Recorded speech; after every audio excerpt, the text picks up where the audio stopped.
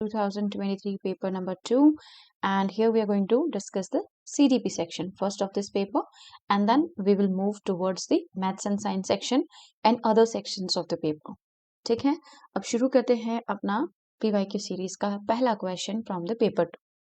Which of the following questions promotes critical and creative thinking in children? तो हमारे यहाँ पर कीवर्ड क्या है? critical and creative thinking in children.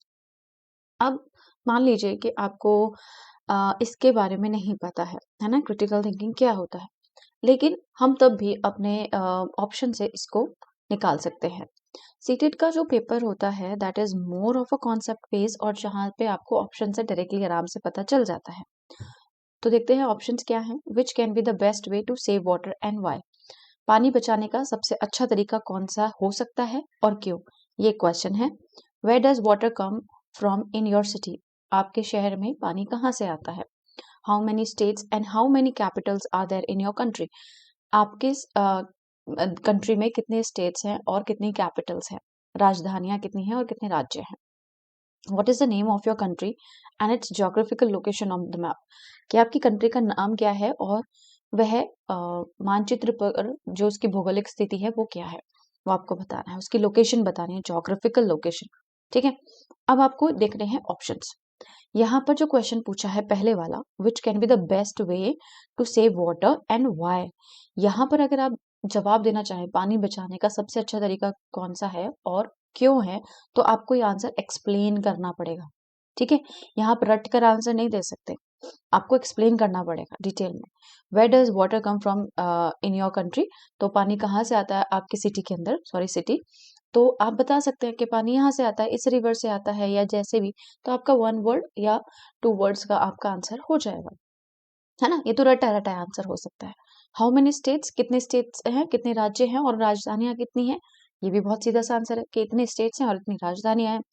आपको अपनी कंट्री का नाम बताना है, ये भी रटी रटाई सी चीजें, आपको पता है एक नाम है और एक आप एक वर्ड में दे सकते हैं.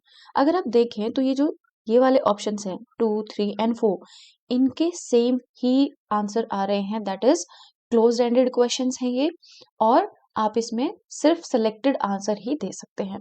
अगर आप वो नहीं देंगे तो आपका आंसर गलत हो जाएगा. और अगर आप यहाँ पर आंसर जानना चाहते हैं विदाउट नोइंग दिस कि क्रिटिकल और क्रिएटिव थिंकिंग क्या है, अगर किसी को नहीं पता है अभी भी, तो हम उसको डिस्कस कर लेंगे. लेकिन इन तीनों ऑप्शन में से ये वाला ऑप्शन जो है वो अलग है. ये उनके लिए था जिनको नहीं पता है इसको कैसे सॉल्व करना है. अगर आपको पता है तो आप जानते होंगे कि जो क्रिटिकल थिंकिंग है वो एक ऐसी एबिलिटी है जहां पर बच्चा कोई भी रीजनिंग अप्लाई करता है, लॉजिक अप्लाई करता है नई या अनफेमिलियर सिचुएशंस में. ठीक है, मतलब ऐसी स्थिति में जो उसके लिए नई है और जिससे वो जागरूक नहीं है, ऐसी स्थिति में अपनी रीजनिंग या लॉजिक अप्लाई करना, अपने आइडियाज को आगे लेकर आना, अपनी ओपिनियंस रखना, ये क्या है, ये क्रिटिकल थिंकिंग का पार्ट है.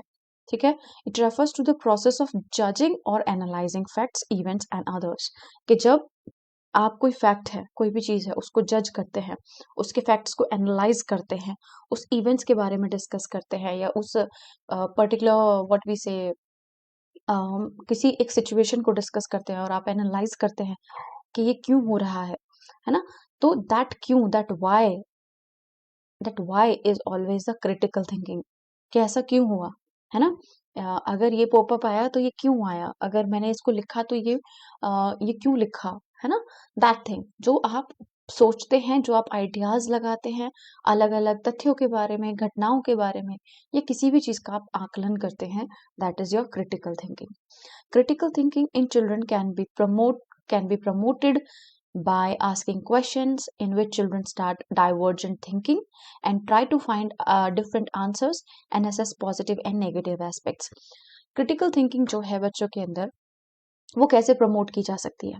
जब हम बच्चों से क्वेश्चंस पूछें, ठीक है, जहां पर बच्चे डाइवर्जेंट थिंकिंग का इस्तेमाल करें, जहां पर उनको अलग अलग तरीके से उत्तर खोजने के लिए जो है हम उनको ऑप्शंस दें, अपॉर्चुनिटीज दें, और बच्चे अलग अलग आंसर्स के साथ सामने आए, जहां पर वो उसके पॉजिटिव और नेगेटिव एस्पेक्ट्स को भी देखें कि ये चीज कौन सी ठीक है, कि हमारे लिए कैसे फायदेमंद हो सकती है, कैसे नहीं हो सकती है. अगर हम एग्जाम्पल ही लें, जैसे फॉर एन एग्जाम्पल हमने ये डिस्कस किया था कि पानी को सेव करने का सबसे अच्छा तरीका कौन सा है और कैसे हो सकता है, क्यों है. तो अगर यही क्वेश्चन हम अपनी क्लास में पूछते हैं और बच्चे हमें आंसर क्या देंगे कि आप रेन वाटर हार्वेस्टिंग करते हैं, है ना, वो हो सकता है, या हम शावर से ना नहाकर हम बाल्टी का इस्तेमाल कर सकते हैं, एक ये आंसर हो सकता है। तो बच्चे क्या करेंगे, अलग अलग तरीके से क्या करेंगे, अपने आंसर्स देंगे, और क्यों होगा वो भी बच्चे डिस्क्राइब करेंगे कि अगर हम ज्यादा पानी नहीं गिराएंगे तो हम पानी को सेव कर लेंगे, गाड़ी धोने के लिए हम बकेट का इस्तेमाल करें, ना कि रनिंग वाटर पाइप का इस्तेमाल करें जो टैप से निकलता है, उसमें ज्यादा पानी बहता है। तो इस तरीके से जब बच्चा दिमाग लगाएगा, जब वो सोचेगा, तो वो अपनी डाइवर्जेंट थिंकिंग का इस्तेमाल कर रहा है और वो क्रिटिकली जो है वो सोच रहा है। ठीक है, तो जब हम मुझसे क्वेश्चन पूछते हैं तब हम क्रिटिकल थिंकिंग जो है बच्चों के अंदर प्रमोट कर रहे होते हैं, उसको बढ़ावा दे रहे होते हैं। Questions that carry single answers और one word answers do not promote critical thinking. जब ये अभी हमने देखा, ये जो तीनों थे, ऑप्शन नंबर 2, 3 एंड 4, ये क्या कर रहे थे, ये अगर आप देखें तो ये सिंगल वर्ड में आंसर दे रहे थे, है ना। तो जब सिंगल वर्ड होता है या क्लोज एंडेड क्वेश्चन होते हैं तो वो क्रिटिकल थिंकिंग को प्रमोट नहीं करते, क्रिटिकल थिंकिंग को नहीं बढ़ाते, because they are based on rote memorisation, वो रटने की विधि पर आधारित होते हैं, इसीलिए वो क्रिटिकल थिंकिंग नहीं डेवलप करते हैं।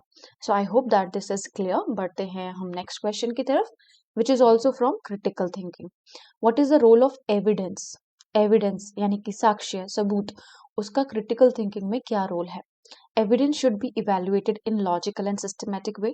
जो साक्ष्य है उसका मूल्यांकन हमें लॉजिकली करना चाहिए और व्यवस्थित तरीके से करना चाहिए। Second, evidence should be accepted without analysis, कि हमें बिना एनालिसिस के, बिना विश्लेषण किए एविडेंस को वो जैसा है उसको वैसे ही एक्सेप्ट कर लेना चाहिए।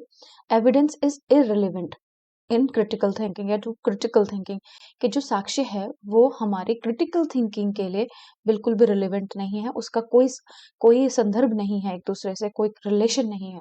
ठीक है, evidence should be ignored in favour of personal opinion, के एविडेंस को, साक्ष्य को व्यक्तिगत राय के पक्ष में साक्ष्य को नजरअंदाज कर देना चाहिए, इग्नोर कर देना चाहिए। अगर आप देखें, critical thinking is very much important, है ना। तो जब हम NEP 2022 की बात करते हैं या 21st सेंचुरी स्किल्स की बात करते हैं बच्चों में बढ़ाने की, तो वहां पर हम क्रिटिकल थिंकिंग पर बहुत जोर देते हैं। It is one of the aim of education जो हम बच्चों को प्रोवाइड करते हैं कि बच्चा क्रिटिकली सोच पाए, वो उसके positive aspects, negative aspects, plus वो किस तरीके से लॉजिक लगा रहा है, किस तरीके से प्रॉब्लम सॉल्विंग कर रहा है, उसकी तरफ जा पाए, है ना। तो यही हमारा रोल है, मेजर रोल तो ये। तो क्रिटिकल थिंकिंग, हम ये तो नहीं कह सकते कि हम बिल्कुल इसको इग्नोर कर दें, ये तो गलत हो जाएगा, क्योंकि we are promoting critical thinking in education, है ना। इसके बाद ये इररिलेवेंट है, एविडेंस जो है वो साक्ष्य इररिलेवेंट है। ऐसा तो नहीं होता, जब आप कोई फैक्ट दे रहे हैं बच्चे को करने के लिए, कोई भी चीज सबूत के तौर पे दे रहे हैं या साक्ष्य दे रहे हैं, तो बच्चा उसके बारे में सोचता है, he puts his mind in it, है ना, और वो उस पर दिमाग लगाता है, उसके पॉजिटिव नेगेटिव एस्पेक्ट्स देखता है। कोई भी प्रॉब्लम सॉल्विंग जब हम करते हैं तो भी क्रिटिकल थिंकिंग का इस्तेमाल करते हैं, तो ये इररिलेवेंट तो नहीं हो सकता। ठीक है, इसके बाद है evidence should be accepted without analysis, कि बिना एनालिसिस के, आप बिना विश्लेषण किए क्या कर लीजिए, जो भी साक्ष्य है उसको स्वीकार कर लीजिए। जब हम स्वीकार करेंगे तो हम अपनी क्रिटिकल थिंकिंग का इस्तेमाल कैसे करेंगे, वहां तो क्रिटिकल थिंकिंग का इस्तेमाल होगा ही नहीं। तो हमें, जब भी हम क्रिटिकल थिंकिंग करते हैं तो एनालिसिस करना बहुत इंपॉर्टेंट होता है।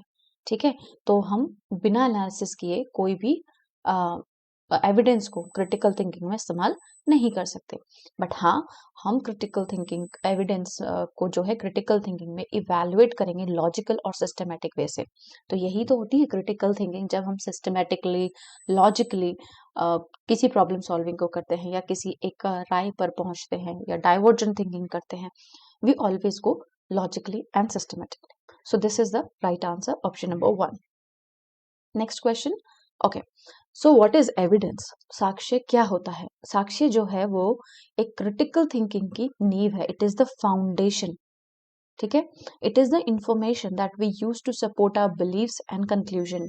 ये क्या है? एक इंफॉर्मेशन है जो हमारे बिलीव्स, हमारी मान्यताओं और हमारे निष्कर्षों को सपोर्ट करती है, जिसका हम उपयोग करते हैं। ये एक ऐसी जानकारी है। Without evidence our thinking is based on opinion and speculation. जो हम विदाउट एविडेंस अगर हम करेंगे, मान लीजिए हमारे पास साक्ष्य नहीं है, सबूत नहीं है, तो हमारी जो सोच और राय है वो अटकलों पर आधारित हो जाएंगी, है ना। It will not be so clear and it will not help us to reach to a conclusion. तो इसीलिए हमें एविडेंस रखना होता है कि इस तरीके से अगर हुआ है तो क्यों हुआ है। अगर गाड़ी चलते चलते बंद हो गई है तो वो क्यों हो गई है, इधर उसमें पेट्रोल नहीं है ना, इधर इंजन की प्रॉब्लम है, या कुछ भी और भी रीजंस हो सकते हैं कि इस तरीके से गाड़ी रुक गई होगी। तो ये क्रिटिकल थिंकिंग ही तो है कि गाड़ी बंद क्यों हो गई है। वेरिड आंसर्स आएंगे बच्चों के। तो अगर एविडेंस नहीं होगा तो हमारा जो कंक्लूजन है, जो बिलीफ है, उसको सपोर्ट नहीं मिलेगा, है ना। तो evidence is the foundation of critical thinking. अलग अलग तरीके के एविडेंस हो सकते हैं, जैसे फैक्ट्स, स्टैटिक्स, पर्सनल एक्सपीरियंसेस या ओपिनियंस या राय। ये अलग अलग तरीके के क्या है, आपके एविडेंसेस हैं in critical thinking. Critical thinking से काफी सारे क्वेश्चंस आए हैं, जैसे कि पियाजेट और वाइगत्स्की की थ्योरी से भी पूछे गए हैं।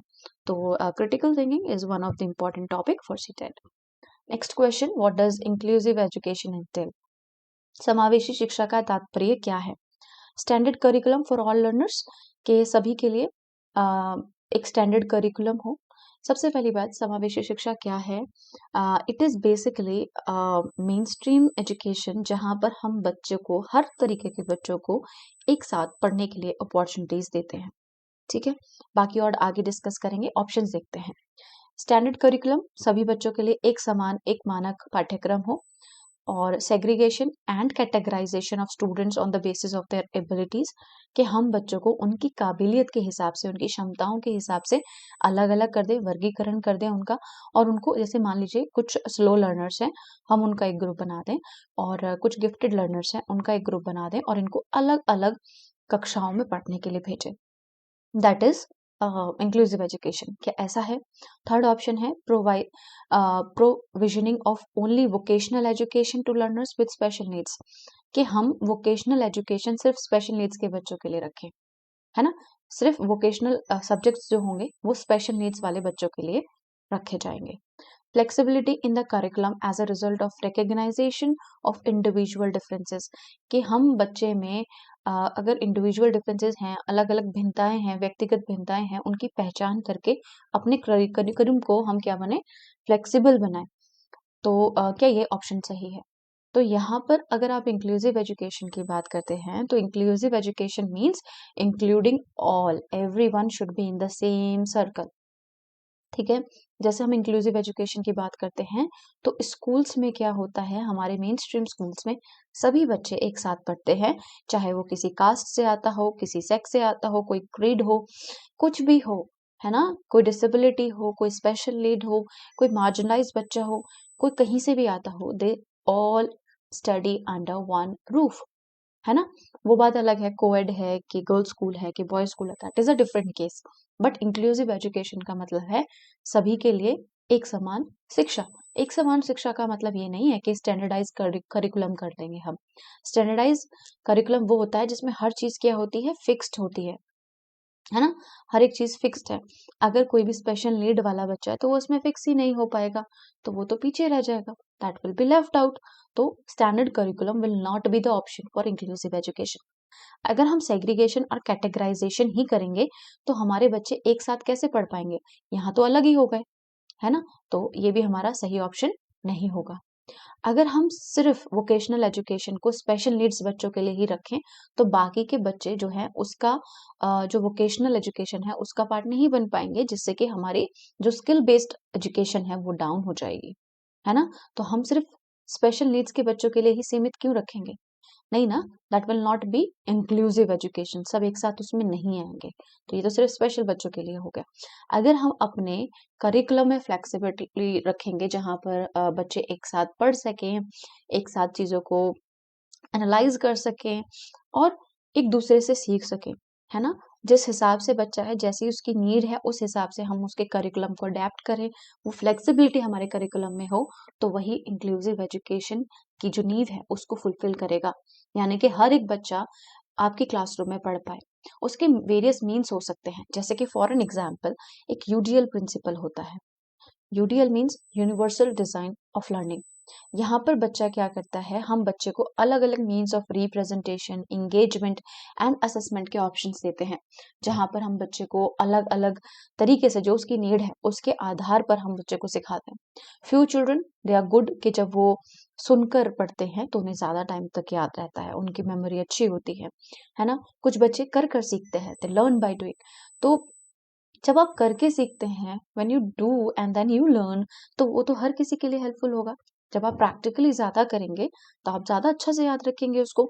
तो इस तरीके से हम यूडीएल में काम करते हैं, मल्टीपल मीन्स ऑफ लर्निंग, जहां हम बच्चे को प्रेजेंटेशन, रिप्रेजेंटेशन, एंगेजमेंट, पार्टिसिपेशन हर तरीके से देते हैं जिसके लिए वो रेडी है। It means we provide flexibility in the curriculum.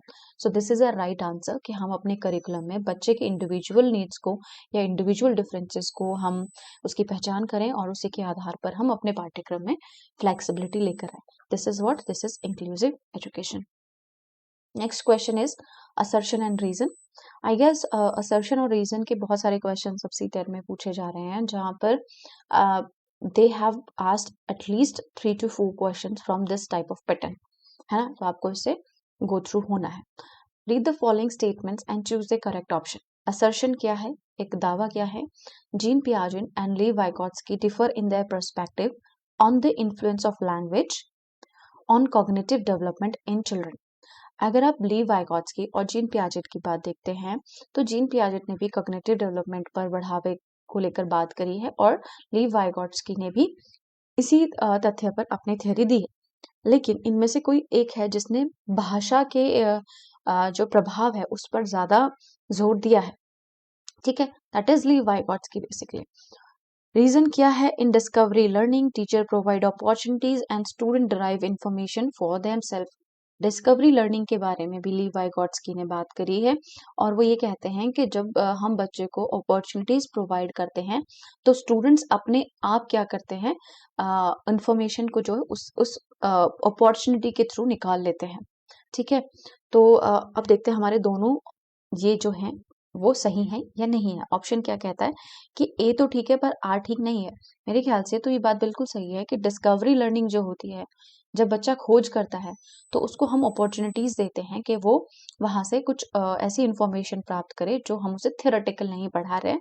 He is learning by doing, ठीक है। और जीन पियाजेट और इन्होंने अपने डिफरेंट पर्सपेक्टिव तो दिए ही हैं, तो इट मीन्स ये वाला स्टेटमेंट भी करेक्ट है और ये वाला भी करेक्ट है। Both A and R are true, but R is not the correct explanation of A. तो दोनों ही स्टेटमेंट्स ठीक हैं, लेकिन R जो है वो A की करेक्ट एक्सप्लेनेशन नहीं है। That is absolutely true. देखिए, ये दोनों स्टेटमेंट्स अपने अपने तरीके से ठीक हैं। यहाँ पर ये बात कर रहे हैं influence of language on cognitive development, whereas यहाँ पर हम ना तो लैंग्वेज की बात कर रहे हैं ना हम कॉग्निटिव डेवलपमेंट की बात कर रहे हैं। We are talking about different thing, that is discovery learning, है ना। तो ए और आर दोनों ही ठीक है, लेकिन आर जो है वो ए की करेक्ट एक्सप्लेनेशन नहीं है। So this is the right answer of this question. इस तरीके से आपको लॉजिकली अपने क्रिटिकल थिंकिंग का इस्तेमाल करते हुए एंड फैक्ट्स का इस्तेमाल करते हुए इस क्वेश्चन को सॉल्व करना है। Okay, so this is a small background and description about Piaget and Vygotsky's theory.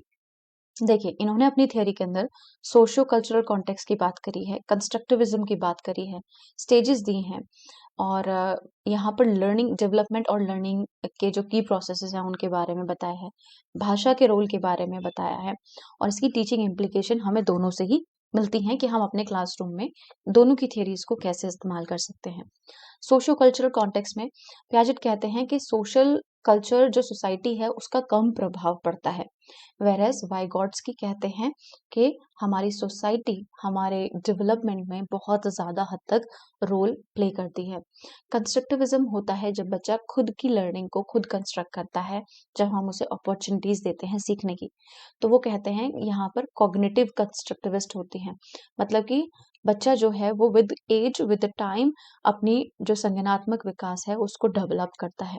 Whereas वाइगॉट्स्की कहते हैं कि ये सोशली कंस्ट्रक्ट होता है, हमारे कल्चर से, हमारी सोसाइटी से हमारा जो कॉग्निटिव डेवलपमेंट है वो होता है।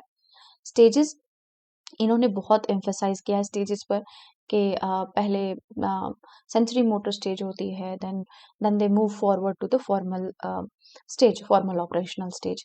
यहाँ पे no general stage for development proposed, तो उन्होंने कोई स्टेजेस नहीं दिए हैं, लेकिन उन्होंने ये बताया कि ये एक प्रोसेस होता है, जैसे ZPD हो गया, स्काफोल्डिंग हो गया, लैंग्वेज का इन्फ्लुएंस हो गया। इन्होंने इस तरीके से अपनी चीज़ों को कनेक्ट किया है कि बच्चा कॉग्निटिवली डेवलप करता है with the help of ZPD, with the help of language and so many other things. यहाँ पर इन्होंने कुछ प्रोसेसेस के बारे में बताया, equilibration, schema, adaptation, assimilation, accommodation. ये वो प्रक्रियाएं हैं, अगर आपने जीन पियाजेट की थ्योरी पढ़ी है तो ये वो प्रक्रियाएं हैं जहाँ पर बच्चा अलग अलग चीज़ें सीखता है, फिर उनको अपने संज्ञानात्मक में विकास में उनका मेन रोल होता है, किस तरीके से बच्चा डेवलप करता है। जब वो नई चीज़ें सीख रहा होता है तो पुरानी चीज़ों को कैसे एसिमिलेट करता है, नई चीज़ों को कैसे अकोमोडेट करता है, कैसे वो अपनी लर्निंग को अडेप्ट करता है, और कैसे उसकी लाइफ में इक्विलिब्रेशन की स्टेज आती है जहाँ पर हर एक चीज़ डेवलपमेंट प्लस लर्निंग एक हार्मोनियस तरीके से चल रही होती है। यहाँ पर ये बताते हैं कि जोन ऑफ प्रॉक्सिमल डेवलपमेंट होता है जहाँ पर बच्चा विद हेल्प ऑफ स्काफोल्डिंग या विद स्काफोल्डिंग और उसके बिना कुछ करने में सक्षम होता है। Scaffolding is the kind of support. भाषा और डायलॉग्स का मेन रोल होता है, और कल्चर जो है वो बहुत इंपॉर्टेंट टूल होता है। ये वाइगोट्स्की ने कहा है। अब भाषा का जो रोल है, पियाजेट कहते हैं कि ये मिनिमल है, वेरएज वाइगोट्स्की कहते हैं कि इसका बहुत मेजर रोल है।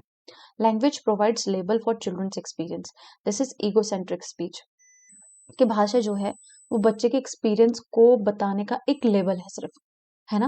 वेरएज वाइगोट्स्की कहते हैं कि language plays a powerful role in shaping thought, कि जब बच्चा, और इन्होंने प्राइवेट स्पीच की भी बात करी है, राइट।